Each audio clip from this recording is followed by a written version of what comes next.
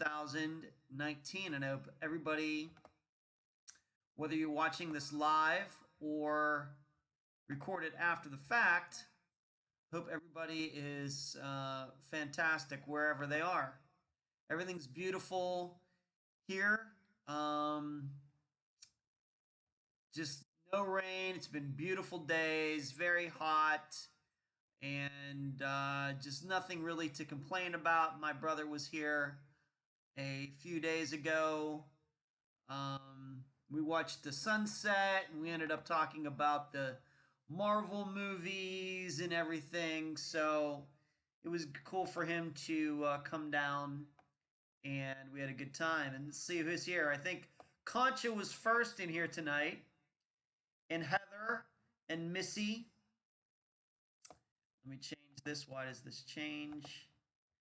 And we have Joyce. Hello, Joyce. Susan, Jasmine, Derek, and Laura. Two Lauras in a row. Stacy, Courtney, Devi. That's interesting. Carol. So I want to thank everybody who is tuning in tonight here on YouTube. Been busy, as you can imagine. Going to be talking when we do get to the time of 9 o'clock. Going to be talking about, of course, everything that has gone on since last Wednesday night's show. Of course, a week from now, after the show, I will be going to the airport to pick up my dad, who's going to be here for 2 weeks. So it's going to be a week from tonight. We're going to be talking, spending a little more time on the past case, Dori Ann Myers' disappearance, a little more than we usually do with the case from the previous week, simply because I think there's a lot that we can learn from an analysis point of view, and that's why I want to talk about it. Of course, I wrote the blog on it at Patreon that is free to everybody, so I'm hoping that all of you have checked it out and read it. It was like 10,000 words, which, given everything going on in that case, I'm not surprised that it ended up being that long, but I hope you read it, because we're going to be talking about it tonight. Hello, Charlotte. And Lucky says, this is my first live podcast. Well, Lucky, thanks for tuning in. Devi is telling me Devi means goddess in Hindi, because we're all goddesses on our own, right? Okay, Devi. And Ann and James, thanks everybody for tuning in. We're still a little early. We got a couple minutes to go. But I like to get in early and make sure that everything technically is working. And there is the woman with the wrench, Cherie, tuning in tonight, making sure that everybody stays in line, that there are no trolls and everything. And I thank Cherie for doing that on these Wednesday nights. It does seem, though, at least my perception is, early on we had some trolls, but since then I don't think we've had too many. But that's my perception. Derek says, you're not done listening to the episode from last Friday, so you took a break to watch this. Okay. Well, I don't want to ruin it for you too much, Derek. So, okay. Blaze. And Blaze is in with his little wave and a smile. Thank you for that, Blaze. So, everything is good here. I look good and sounds good. Well, you do look good, James. First timers, one of the best live streams I've ever watched. Oh, Debbie, well, that's very kind. Thank you. And there's Carrie. Carrie, the full-time administrator of the oh, don't do this to me. Full-time administrator of the discussion group. I hope this isn't locking up. This better not be locking up again. So, I don't know what's going on here. We had this problem on... Okay, so it seems everything's fine. Might be my computer. Don't worry about that locking up. It seems like tomorrow's the 75th anniversary of D-Day. Have you ever seen Saving Private Ryan? Yes, I have, Derek. Tough movie to watch. Tough movie to watch more than once. Michelle, what's going on? Yeah, Carrie, I see that. I know that I'm freezing up. I'm hoping that's not going to be a thing tonight. I'm hoping that's not going to be a thing. But so we're going to get this done. Um, and we're going to start off. As you know, I played in a disc golf tournament this past weekend and did not play that great. Didn't play horrible. Surely didn't play good. Somewhere in between. I got a lot of things to work on when I have the time. Um, but we're going to try to sort that out hopefully over the coming weeks because I do have plans to play in July and then I have plans to play at the end of August into September and throughout the rest of the year. Probably the toughest thing for me in playing on like I did on Saturday and Sundays, I don't get a lot of work done on the weekends. Even though I was done fairly early by like 5 o'clock on Saturday, too, being out there from like 8 in the morning till 5 in the sun and everything, you really don't feel like doing anything when you get home other than eat and then sleep, which is exactly what I did. Hey, Donna Jean, good to see you tonight, Donna Jean. Thanks for tuning in. We're going to be talking a little bit about Dori's case tonight, more than we usually do, Donna Jean, for a few different reasons. I think that, of course, it is worthy of talking about it more. There's so many things going on, and I think that just from an analysis point of view, there's a lot that the listeners can learn from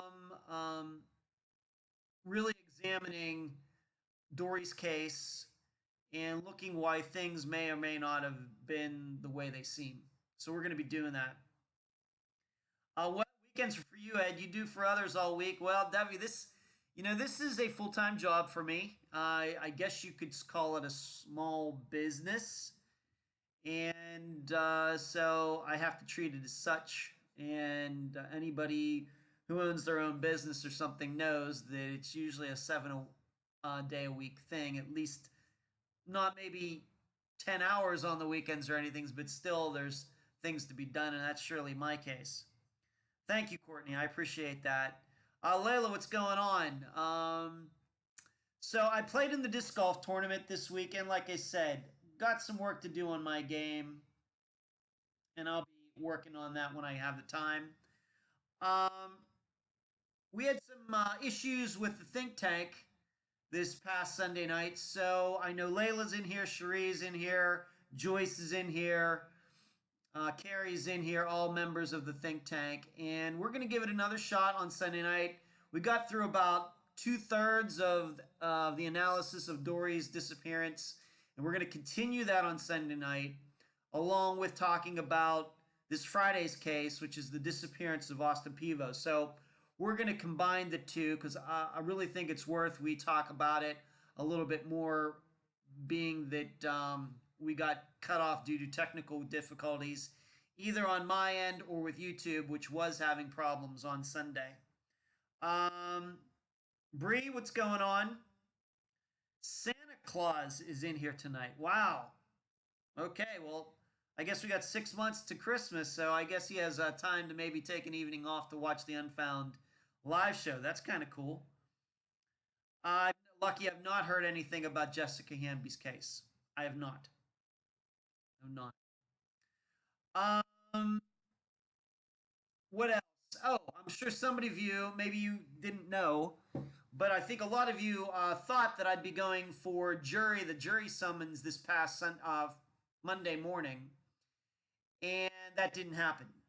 What they had us do, I think they do this a lot of places, that the evening before, you're supposed to call a 1-800 number, and it'll let you know if you're needed or not, because they have to send these summons out fairly early, like a month in advance, 6 weeks in advance, and of course, the status of the case could change during that time. Could be dropped, there could be arbitration, whatever, especially in a civil case. And so when I called on Sunday evening, it said that I didn't need to show up, which you didn't even begin to understand how happy that made me. You don't even know after Saturday and Sunday, because I was worn out and I was ready to get back to work on Unfound stuff, to think that I was going to have to go sit in a courthouse and lose at least another day, that would have been a little upsetting to me. But I didn't have to go, so no stories from that. James, have you ever found someone who didn't want to be found? No. Uh, yeah, maybe we've covered some cases with people who have run off and don't want to be found, James. But the simple answer to your question is no. Bree's saying, here you call 1-800 number or go on the court website. Right. Well, that's what I had to do, Bree. Santa says, helps me keep track of this helps me get track of this who is naughty and nice. Well, everybody's nice here, Santa. Everybody is nice here.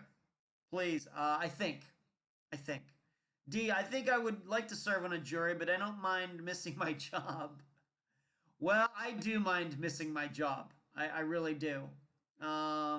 Derek says, you got a blessing in disguise, Ed, with jury duty. So lucky. Derek, I agree with you. That was a blessing in disguise that I didn't have to go. But all of you should know I was taking a poll on what I was going to wear to jury duty. Now, you should know, in the sheets that they send you, they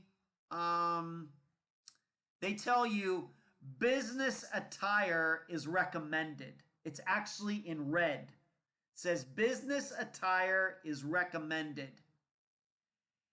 And I'm pretty sure that I was still going to wear my Megadeth shirt that says peace sells, but who's buying on it?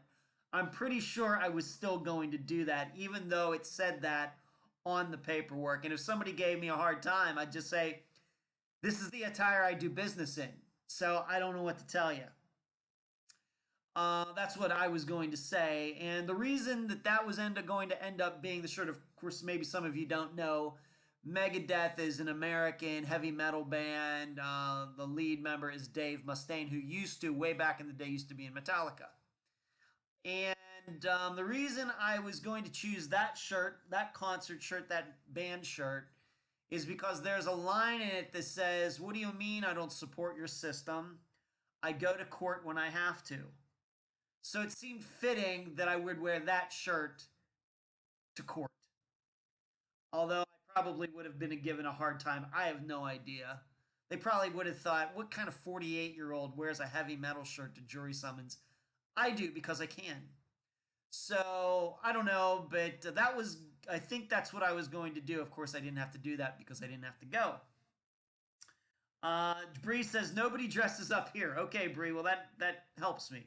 Michelle, my job pays my regular salary if I jury duty. Great boss, obviously, Michelle. That's spectacular. Lucky likes the Megadeth shirt. Layla, I am a rebel. Blaze, when I went to court, the judge told a guy in shorts to go home and change. There is a thing that did say there are no shorts. Yeah. Yeah, Megadeth shirt rocks. I think it does too, Santa. I think it does too. When I went to the court, yeah, well, Blaze, it explicitly says no shorts. It does explicitly say that. But then all it says is business attire is recommended, not demanded, not required. Recommended. So that's what I would have said. This is the attire I do business in. I would. It's just who I am. Mimi says, well, I have a summons for the 17th. You lucky duck. Maybe I'll wear a Megadeth shirt. Mimi, if you do that, let me know how it goes. I appreciate that. So I didn't have to go. It was going to be a civil case. I'm going to take for granted that they must have settled out of court. What else is going on? The poll from the Dori Myers case episode is that a majority of you believe that Joe is the responsible party for Dori's disappearance, and we're going to be talking about that a little later. I can't say that I'm necessarily surprised by that. That's personally what I believe, my opinion on it, but we're going to be talking about that a little bit later. I actually had a talk with another TV producer yesterday who emailed me, and she wanted me to call her and gave me her number, and I was like, well, I'm not doing anything right at this second, so I called her, and we had about a I don't know, half-hour conversation. And I can't tell you the cases. I don't think that would be appropriate, but she was interested in a couple cases that Unfound has covered. I will tell you this: they aren't ones that we covered recently, and we talked about them.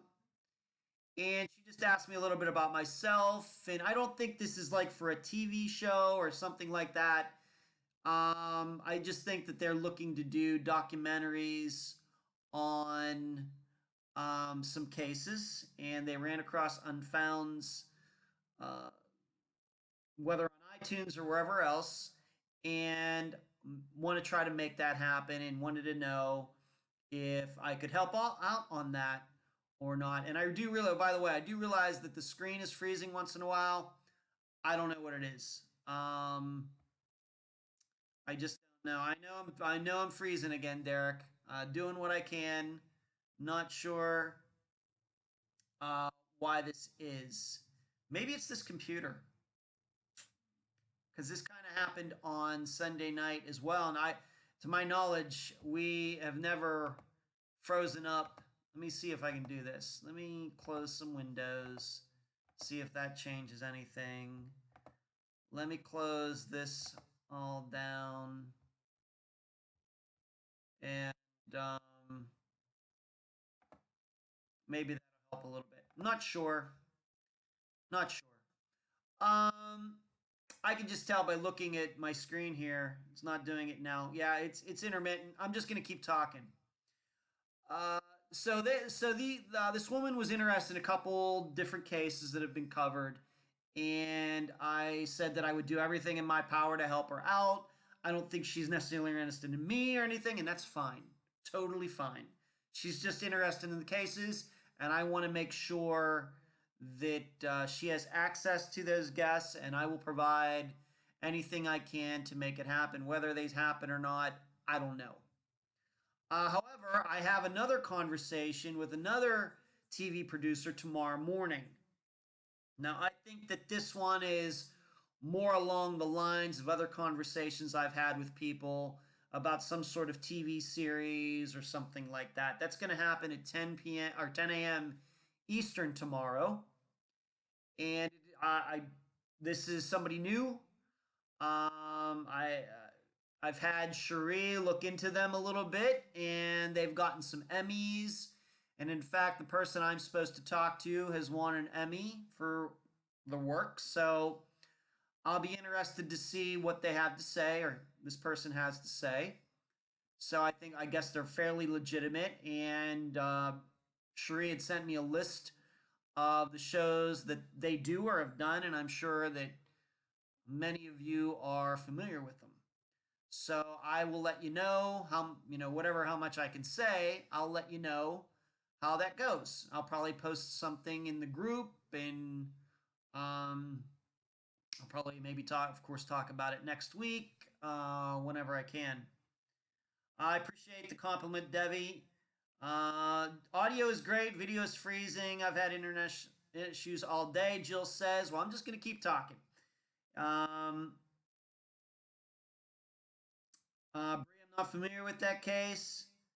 The Malia Day. Oh, yeah, I think I am. Now that I see what Derek's saying, yeah, I am familiar with it. Um, Thank you for the good luck, Derek. I appreciate that. Jay, hi, sir, Mr. And how's everyone? Still recovering from eye surgery here. Well, Jay, wow, that sounds serious. Was it like I don't know, what are they called? I forget. I can't think of it now. Did you get like LASIK surgery, or I'd be interested to know, Jay, if you can say. Um, missing mom from Connecticut. She has 5 kids and been missing 2 weeks. I did read about that a little bit, Bree. Yes, Bree. They did arrest her ex, and his new woman. Yes, Layla, that is true. In fact, I was going to talk about that a little bit. But so we have a couple TV things going on here. Once again, from yesterday, and then one tomorrow. There's probably a couple TV producers that I could get in contact with again that I haven't talked to in a while, just to see what's up. but it's always nice that somebody in a position comes across Unfound and feels like the program is worthy or I'm worthy to talk to at least cursory conversation just to see what's up, and I appreciate that. um Had a cataract and eye scarring in right eye. Wow, I still need to get surgery on the right eye since I have these floating objects. Fixable but annoying, I bet. Dang, Jay. Okay. Hey, Oakley, what's going on?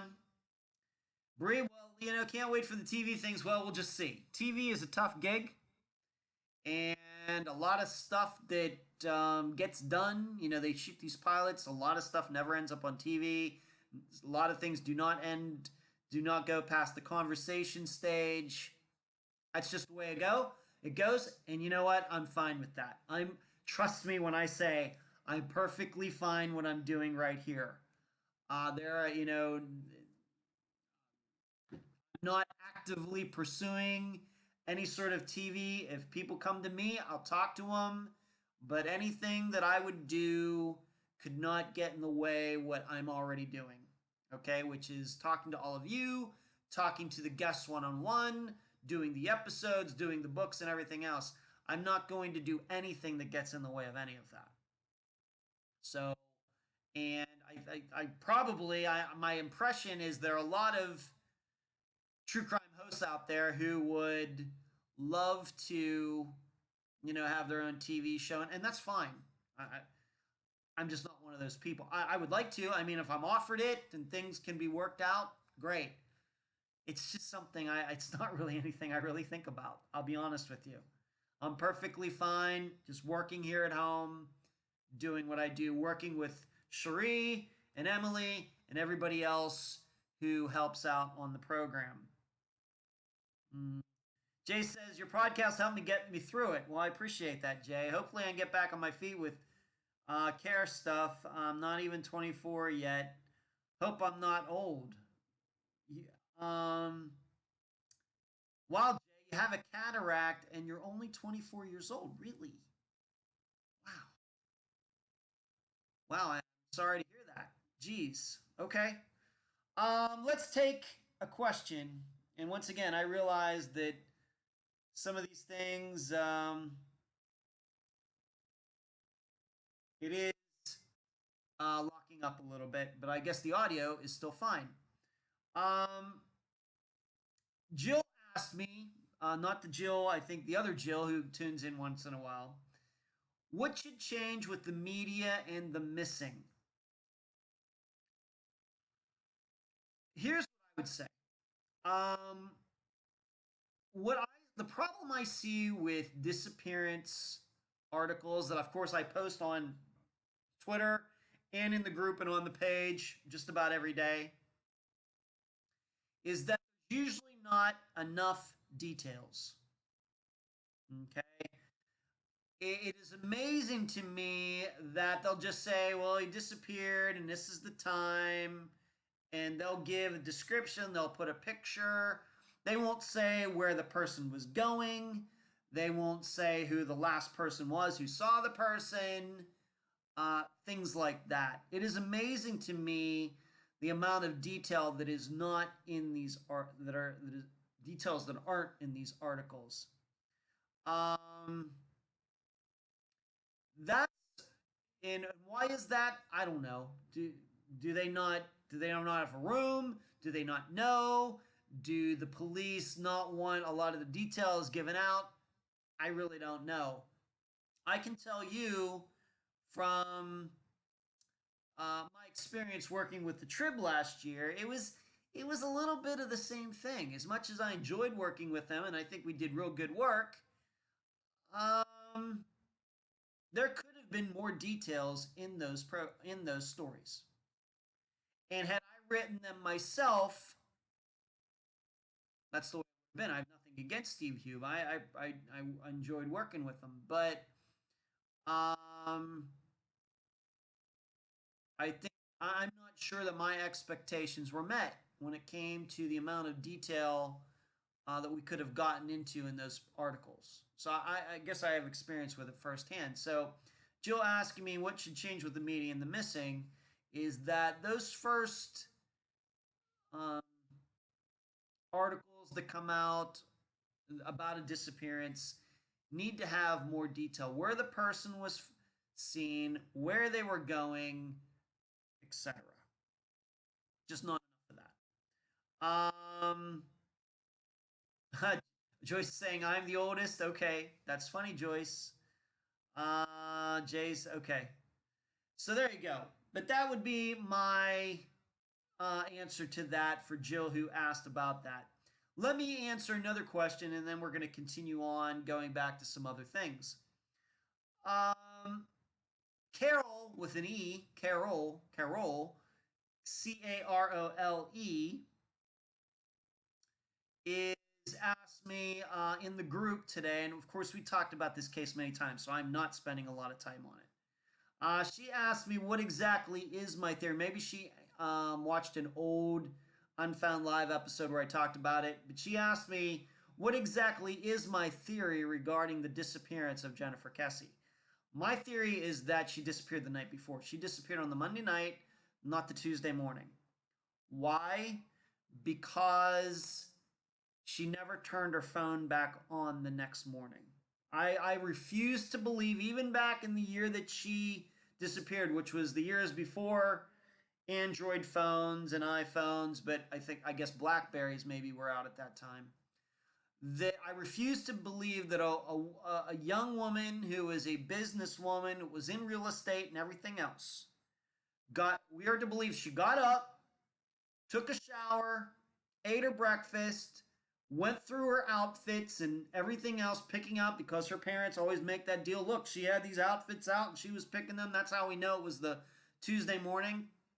Well, I refuse to believe that she did all of those things and never turned her phone on. She left the house seemingly without her phone turned on. I refuse to believe that. After 130 cases, and of course all of you have been there for a majority of them, and I know some of you have listened to all of them eventually, if you didn't get in at the beginning when Unfound got started. We know how much cell phone information can tell us things. We know that when a cell phone is shut off, that's generally around the time the person disappeared. When a phone isn't turned back on, we know that that's a bad sign. We know. And to me, I just refuse to believe that she got up the next morning, did all of those things, and never turned her cell phone back on. She turned her cell phone off the night before, and it never was turned on again. That tells me she disappeared the night before. Now, I have my theory why that is. I think she had another boyfriend besides her fiance. I'm just going to keep saying that. And I think that she went to see that guy on Monday night, and that's why I think she turned her phone off. Like many people who are cheating on their spouses. What do? They cheat, they turn their phones off. That's my theory. Debbie says expend exposure is needed for the media, not just a few weeks, but continual reminders. Sure, and dedication to correct and verified info. Yes. Donna Jean says you're having trouble with the audio. Sorry, Donna Jean. But you're right, Donna Jean. The media picks and chooses who they think is big news. Sad but true. Michelle says, I agree. Monday night is when Jennifer Kesse went missing. Derek also agrees with me. Donna Jean says, regarding media, that's why she's constantly advocating for Dori. Absolutely. Heather says, screen is freezing, but audio is working just fine. Just close your eyes and it will be fine. I don't know what to tell you, Heather. Maybe they took the battery out, perhaps the SIM card. Well, that could be true, Jay, regarding Jennifer Kesse, but once again, it's her parents who insist she disappeared Tuesday morning. And to hear them say it, they believe that she did, and she was walking down to her car when she got abducted. And that's why all of her business stuff is gone. That's why this other guy's cell phone is gone, on and on and on. I just refuse to believe that a woman in her position in real estate would really not turn her cell phone on the next morning, not even as she's walking out to her car. I just don't believe that. A little bit, what's going on? How do they know she didn't lay her clothes out the night before, Carrie? Good question. I, as I continue to say, and I'm probably talking about it already too much for this live show, I believe that her parents have tried to force the story in a particular direction because they don't want to go in the other direction where they might have to admit that their daughter was cheating on her fiance. I'm just going to say it. I'm going to keep saying it. Um, um, Courtney says, I think she went missing the night before as well. That's why I never turned my phone off ever. That's the other thing. You know, I had a cell phone when at the time that Jennifer disappeared. I never turned my cell phone off, and I wasn't in business, so I don't get it.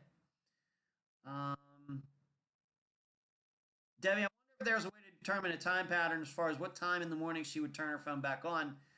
Probably a little late for that now, Debbie, but maybe if they have her phone records, maybe that could be established. I don't know if it's ever been established if she usually turned her phone off at night or not. I don't know. Uh, Emily, I have 5 phone batteries. That's true. Emily does have 5 phone batteries. We've talked about that, Emily and I. If someone can't get a hold of me, especially after trying to get a hold of me several times, something is wrong. Someone always knows where I'm at. Emily, great to see you in the group tonight. Emily is another one of my right-hand women besides Sheree. Of course, Emily, her sole responsibility is going out there and finding guests for the program, and she is excellent at it, and she has been with me for over 2 years now, and I'm so happy to have her. A little bit, she turns off her ringer, but not her phone. Ringer, but brought her phone. Yeah, let's see. I think most people keep their cell phones on. I mean, my dad doesn't even turn his cell phone off. So there you go. That's all I really want to say about it. You know, but I felt responsible. I felt that I had to answer that question. What else is going on? Like I said, my dad's going to be here next. He won't be here for the live show next Wednesday night. He's landing at 11:05 p.m. next Wednesday night. So I will go right from this show, jump in the car, go over to the Tampa airport, and pick him up. So he will not be here for next Wednesday's show, but 2 weeks from now, I hope to have him on the program. I think last week some people said, oh, you got to get your dad on the show. I'll see what I can do.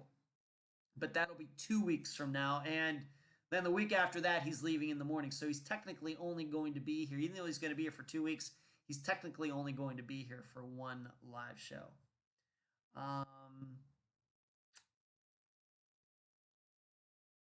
Everybody's talking now about their cell phone usage, and everybody's saying, I don't turn my cell phone off. Yeah, yep. There you go. Rachel, how are you? Good to see you. Let's talk a little bit, more than a little bit, about Dori's case. And I'm glad that Donna Jean is in here because I'm sure I'll be talking to her very soon again. And some of these things probably we will talk about one-on-one. Is that I hope everybody got to read the blog that I wrote. 10,000 words, I think, is a new high.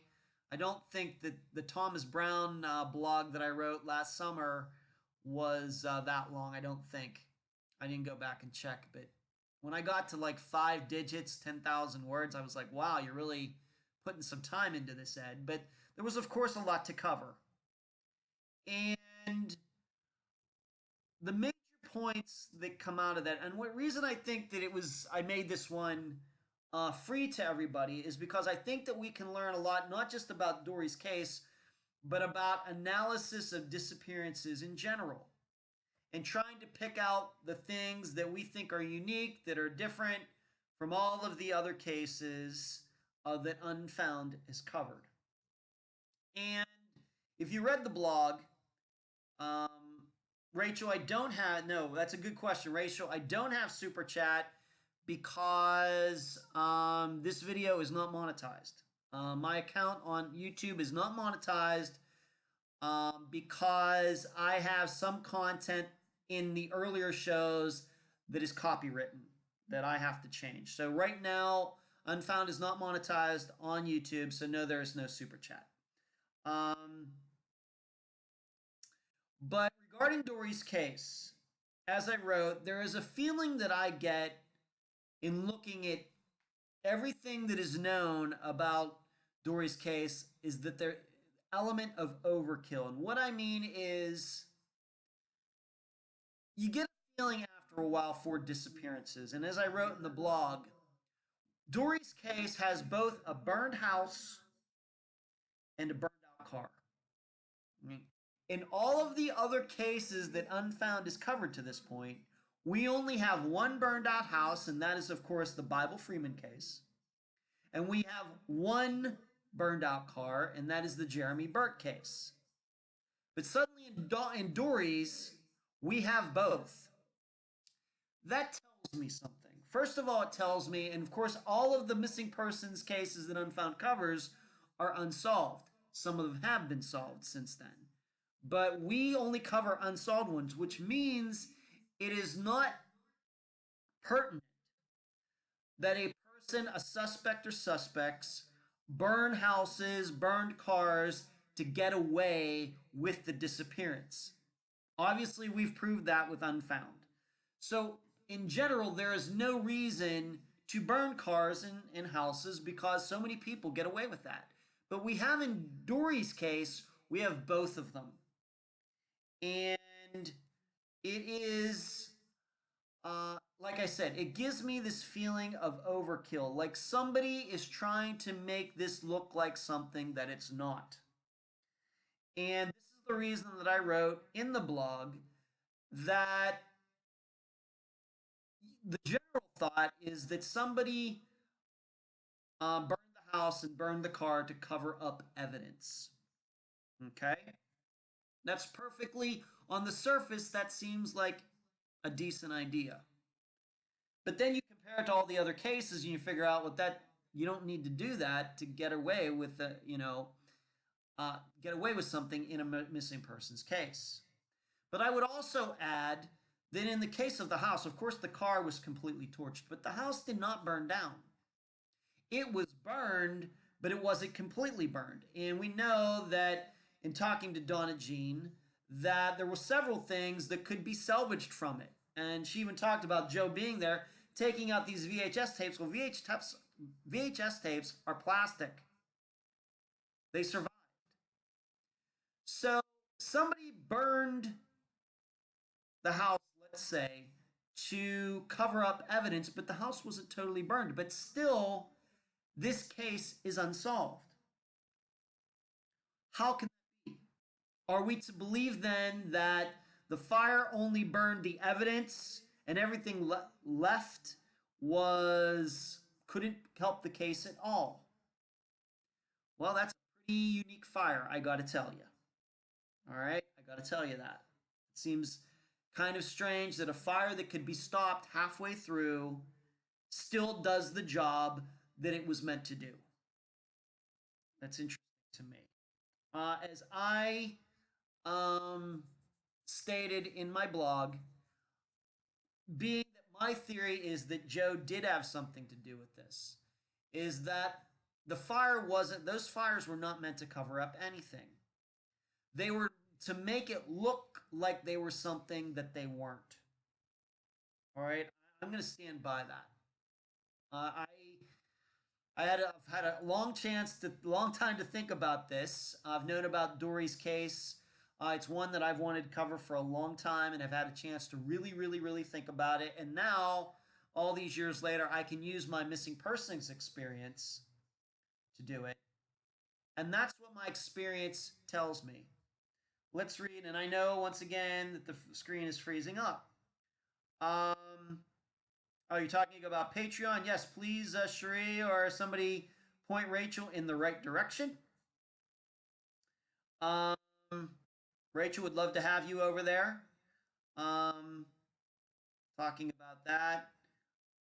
Jill says, I've had two stalker boyfriends, one in high school and one almost 20 years ago. I could write a blog about the reactions I had that are similar to Dori's. I think the ex-stalker did it. That would be Joe. Why did Joe just take the things he wanted? Well, maybe, Cherie, you mean if he did it, when he took Dory away from her house? Maybe because he knew he was going to burn the car and knew he'd be carrying all that stuff around that night along with her. Um, Maybe because he wanted to keep his foot in the door. Um, Donna Jean, we could surely talk about that one on one. Jill, there because he was because in the heat of the passion and not thinking through things. I wish you could see what was on the videos that he took after the fire. Yeah, don't know.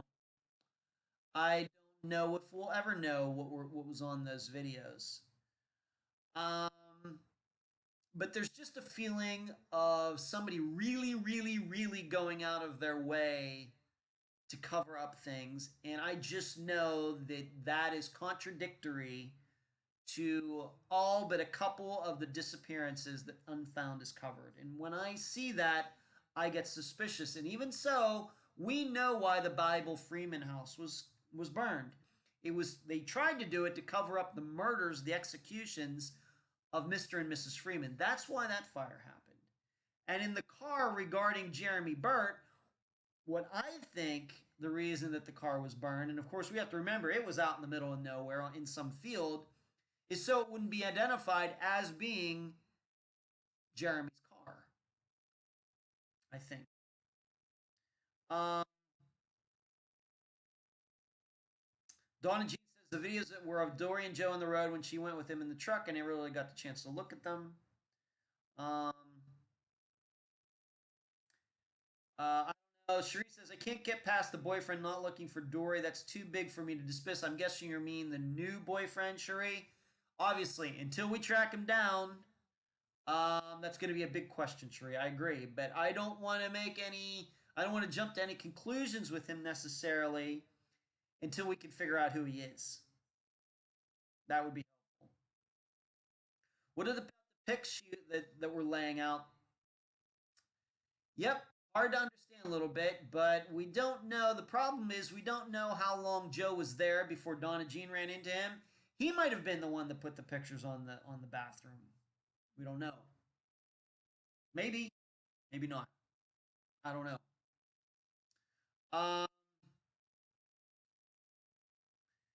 Steeler, maybe when the fire was put out early, he had to come back and get the tapes. That's Steeler. That's a possibility. That's a possibility. Carrie, the only thing I can come up with was she loved her house and car. Let's take everything that meant anything to her house, cars, pets, and maybe some of the things he took after the fact too. That is something that I also wrote about in the blog. That could there be a symbolism of some type of the house and the car being burned, and then the pets being killed as well. I think that that's a strong possibility too. I really do. As far as the two men being real, I think that they are real. I think what set Joe off that night was he did call her, and she was with two guys, but she took them back to the bar somewhere before Joe came over. And then she came home, and then something happened. I think that her being with those two guys set him off. The reason I think that they're real and that Joe didn't make them up, because that just sounds a little too complicated to me for somebody to make up spur of the moment. It's just a little. We know the kinds of stories that guys come up with when they want to talk about their girlfriend or wife disappearing. Like in Rosemary Rapp's case. Her husband says, I got up one day and she was just gone. That's how most guys explain their wives and girlfriends and everybody disappearing. They're horrible, but that's generally what they do, and unfortunately, a lot of them get away with it. But in Joe's case, are we to believe that he concocted this story about these two guys and their military vets and everything else? I think they're real, and I think the reason they haven't come forward is, as I wrote in the blog, I wouldn't be surprised and no offense to Donna Jean and everybody else that has tried to publicize Dori's disappearance since 2006, it very well may be that these two guys were in the military and they got shipped overseas. They could be in Germany or somewhere else and don't even know about Dori's disappearance. It's possible. And I say that from experience as I write about in the blog. Me talking to some employees at a hotel that don't even realize that a guy disappeared from their hotel, and it's the most well known disappearance in that city. And one of the persons still works there and didn't know. So, I have to keep that in mind. Um, Joyce, that's right, Sheree. Does Joe's elevator go to the top floor? Look at that. Okay, Joyce. Joe, I agree. I think they're real because she made beds for them. Um, uh, I just think something, I'm just convinced that they exist. As much as I talked about confirmation bias after the fact and that, I am inclined to believe that they exist, and they just maybe don't know that that woman that they hung out with that night disappeared. She might have hung out with them for a couple hours, took them back to wherever they were. Then she came home again, and maybe Joe was waiting, and that's when we hear the argument. Mr. No Name, we've already talked about him. But, I know, of course, most of the viewers, as is usually the case, are women for the Unfound show. I'm not trying to get into your personal lives, but if you were, like Dory was, she was into helping vets. These two guys were allegedly vets. Say that you were into helping vets. You're a single woman, you go out somewhere, you run into a couple military vets who seem like decent guys. Would you invite them back to your place? And I'm not here to get into what you're going to do there. I don't care about that. All I'm asking is, would you do that? Being that if you were involved in veterans affairs, the motorcycle rides and all these things they do for Veterans Day and Memorial Day, and maybe you've gone to a group of veterans who have PTSD, and then you run into two at some bar. Would you invite them back to your place? Would you do that? Carrie kind of agrees with me. That's what I'm thinking. They were out and about for one last night before deployment. That's the way I feel too, Carrie. Uh, if that's the case, they could have been tracked down. The military would know where they were. I promise. I'm not going to disagree with you, Cherie, but we don't even know who they are. You know, just saying that they were in the Vero Beach area, I don't know would help out anybody very much. These were everybody saying absolutely not. Nope, nope, nope, nope, nope. Okay, okay. Bree says I wouldn't let anybody I don't know in my house. If you served or not, I don't care. I don't know what you are hiding. Blaze, no, I would have paid a night for them at a hotel. Okay, Blaze. All right. Well, I guess we're gonna. I'm not a woman, so I can't say. Um, the problem that I have as a grown man is that I know that women are getting together with strange men all the time, and men are doing the same thing. I mean, it takes two to tango. And so I know that what all of you are saying, but I can't so easily dismiss it. I guess it just goes back to the Jennifer Kessie thing. Nobody wants to believe that she has a fiance and is cheating on him with some other guy that she might have been working with or something. Same way with this. We don't want to think about a woman meeting two guys for the first time and taking back to her house, but we know that it happens. So I don't know. Um, Derek says, I'm not a woman, but I would not invite two random people into my house. Little Bit says, yes, and we know we just moved in a homeless guy in with us who was in the army. See, there you go. I think that there are people out there who would do that if they really thought that somebody was a military vet. who was having problems or needed a place for the night. I think that there are many people, many, at least in the United States, um, I think there are many people who would do that. Little bit says, even when I was single, I did the same thing in Tucson when I was pregnant with my son. So there you go. I know what a lot of women have said, but Little Bit saying something a little bit different. Forgive the pun. Um, so I just don't, I just, once again, a lot of time to think about this because I've known about Dori's disappearance for 10 years, probably. And the Joe story, the story of the two guys, it's just a little too complex for it to not be true. But if Dory's case gets solved, I guess we'll know, and I may be wrong. Um, Jean says, "I've always felt Dory wouldn't invite someone to her house that she didn't know or someone she does." Yes, Donna Jean, and I know you said I know you said that during our interview. Um, my opinion is just, and if that's the case, then Joe made up that story, and he must be a quick thinker on his feet. Which, once again, after 130 cases, my experience is these people are not quick thinkers on their face. Feet. This is why they come up with so many stories that aren't believable, but they're saved by the fact that nobody can disprove them.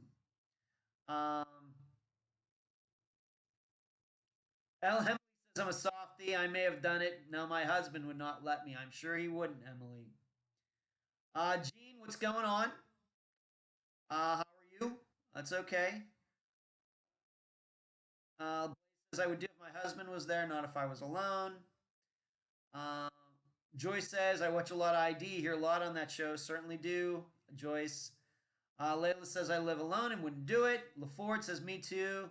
Me neither, Layla. So there you go. Okay. Just wanted to get a little bit of feedback on that. The other issue with Dory's case is it does seem to me that was this pulled, if the two guys did it, if Joe did it by himself, it still leaves me through the impression that ultimately two people were involved in this. So if it was Mr. No Name, then he had to have had help. Who picked him up? If he drove the car over there and burned it, who picked him up? If Joe did it, who picked him up? Now I put forward a theory regarding Joe in the group, and of course if it was the two men, then that would probably be easy. Maybe one of them had a car, drove the other guy drove it out there, burned it, picked them up, and they're gone. That's pretty easy to explain. But Mr. No Name being by himself and Joe work doing this by himself is a lot harder to explain, um, given they would have needed an accomplice, and I'm guessing an accomplice that was needed on short notice. So I'm wondering what all of you think about that. Cherie says, "I might have done it back in the day. I used to hitchhike a lot, but I wouldn't do that now either." Okay. Christina says, "I don't believe I would ever invite anyone I don't know back to my place. I listen to too many true crime podcasts." Well, sorry to scare you, Christina, and giving you a very bleak outlook on the world, but I certainly understand what you mean. Uh, Once again, my issue is that um, we all know that people are going out on the town and meeting strangers all the time. That's that's how people meet. So there's that. Um, Jill says Joe would have to be a quick thinker because if the military men aren't real, Joe made up beds and staged a party after she disappeared. Right.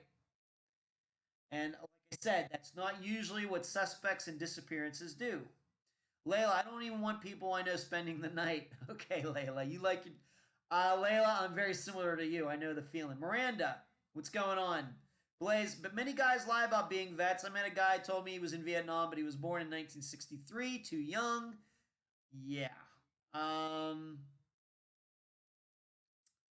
yes, there are guys out there who did do that. In fact, I have a funny story about an ex girlfriend of mine when I lived in Pennsylvania, who was dating a guy who said he was a Navy SEAL. He wasn't a Navy SEAL. He wasn't a Navy SEAL. Which is funny. There's more to that story, but I'll just leave it at that. Miranda, my dad does the same thing. Claims he was in Vietnam. I have no idea. Wait, Miranda, did your father really do that? Wow. Okay. The last question in talking about Dori's case, and once again, if you've not read the blog that I wrote on Patreon, it is free. It will always be free. There is a link in the group. There is a link to it on the Unfound podcast page, and then anybody who's on the email newsletter list also got it. So if you haven't read it yet, please do, and I'd love to get feedback on it. Sheree says I've met a lot of pilots, quote unquote. That's hilarious. Do you guys do that? I just can't explain my gender. I can't tell. I've never done that. I've never done that. I think I've always been honest about my employment and stuff like that. I've never felt that I needed to lie about it and say it was something that it wasn't. I don't.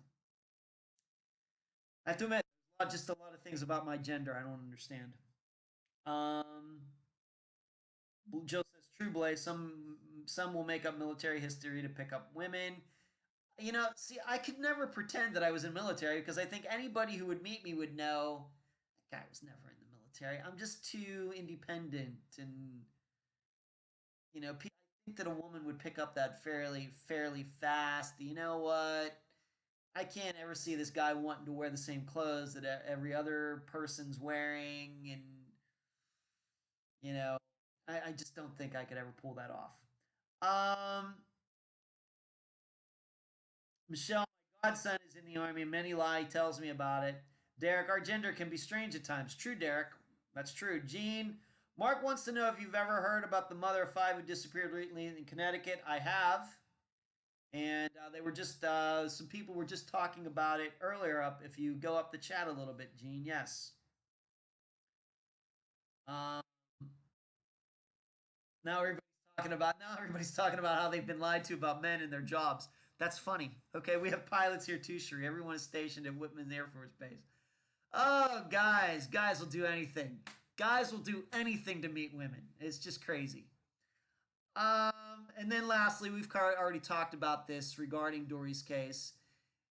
Is this something, if we're going to believe that Joe did this and he lied about the men, do you see this as something that could be pulled off with a moment's notice? Because that's what we're being asked to believe. Because nobody could have known that Dori was going to be at home that night at that time, and how she was going to have problems getting into the poker tournament and going from bar to bar and everything. This is something that had to have been pulled off at a moment's notice. I guess that's what we're being asked to believe, no matter who did it, whether it's the two guys, if it's Joe, if it's Mr. No Name, or it could be somebody totally else that we don't know about. And that is something scary to contemplate, that all of it could have been pulled off on a moment's notice. A lot of stuff to do. Making things make it look like there people were going to stay over, and the cigarettes and the pictures and the fire, and of course, unfortunately, the pets, and then taking her car and driving it all that way and burning it so nobody else would see. A lot of work, and that's why I keep saying it feels like overkill to me.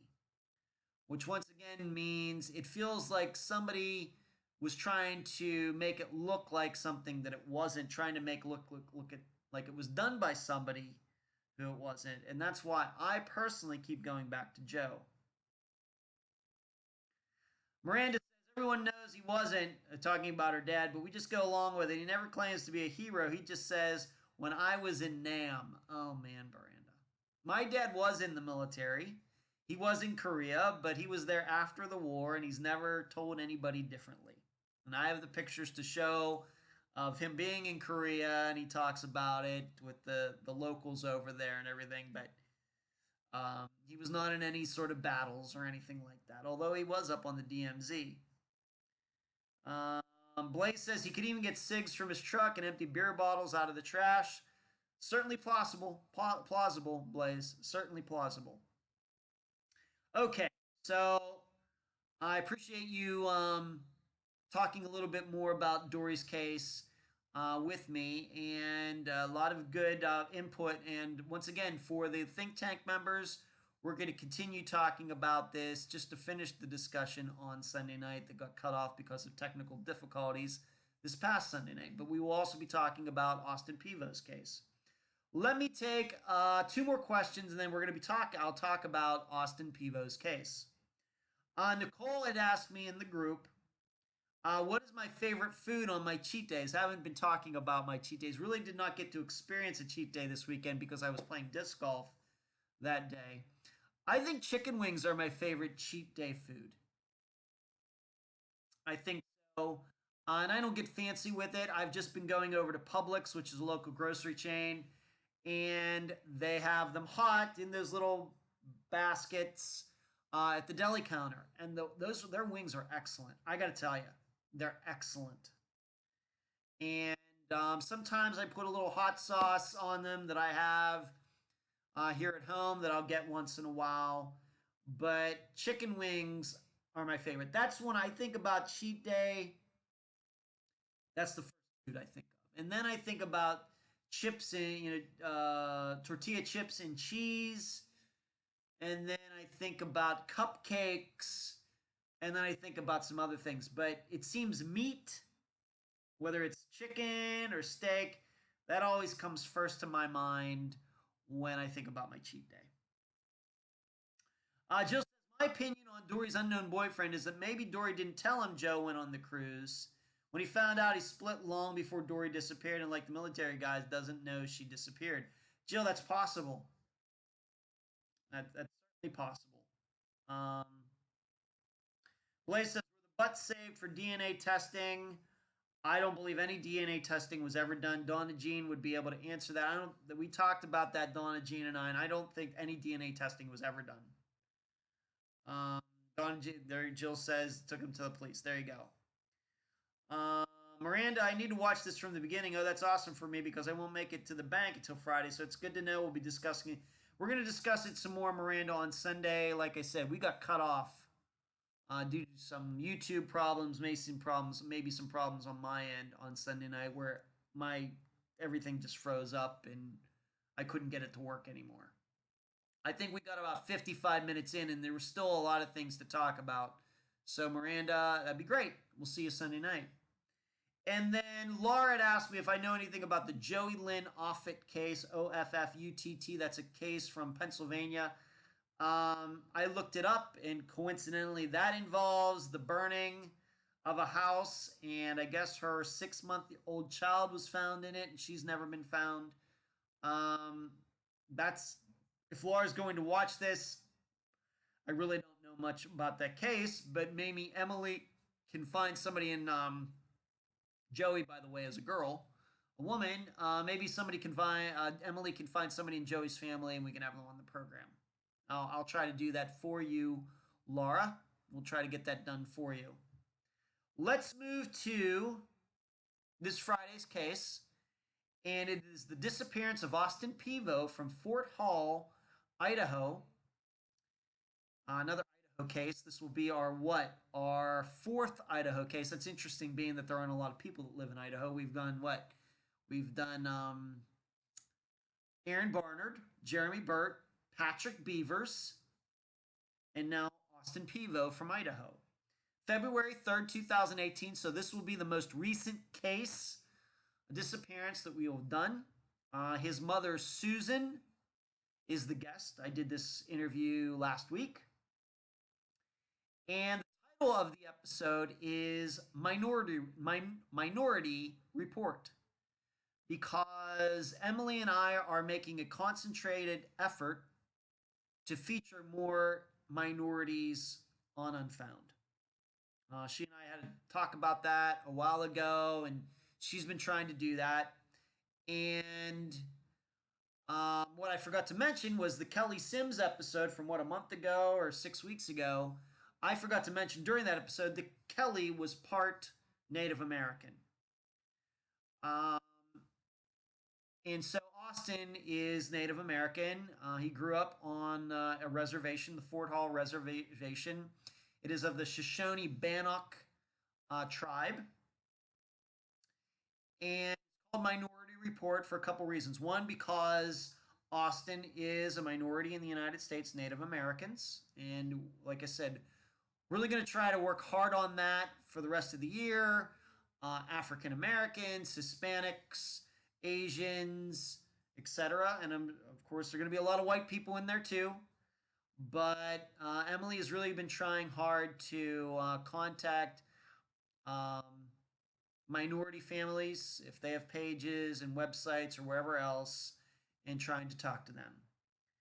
But the other reason it's called the Minority Report is because the police in the area have dismissed it as saying that the majority of law enforcement in that area believe that Austin just walked off. And so it's Unfound's job to come along and to do a report you might call the Minority Report, being that it seems right now that people, we are in the minority thinking that something otherwise happened to Austin, that we're going to file our own Minority Report in stating that we believe that something did happen to Austin and that he did not just walk off. Okay, and if you want to know the general circumstances of the case, his mother took him to work and she dropped him off at his boss's house like she usually did. And he went inside. She saw him go inside. Well, what happened was there was no work that day because the boss or the supervisor had got hung over and just decided he didn't feel like anybody working that day. Well, instead of Austin going back home, what one of the coworkers says is that he used the phone that was there. Austin did not have he had a phone, but it was not with him. He used the phone to call somebody, and then he walked out the door, never to be seen again. The problems we have in this case is we don't know who he called, and it is still up in the air as to whose phone he used during this call. And the police, because they believe he just walked off, have not been quick to get those records from the supervisor, from this coworker, or anybody else who was there that day. Now we should know that if he did walk off, nobody saw him walking. Nobody saw him get picked up either. So it's quite a quandary of a case, and you'll learn about more of the facts and circumstances on Friday when that comes out at 2 p.m. Eastern on Podomatic and iTunes and Spotify and Stitcher and elsewhere. And once again, it's the disappearance of Austin Pevo. It is a case that is on the Charlie Project from Fort Hall, Idaho, February 3rd, 2018. An episode I am calling Minority Report. And his mother, Susan, will be the guest.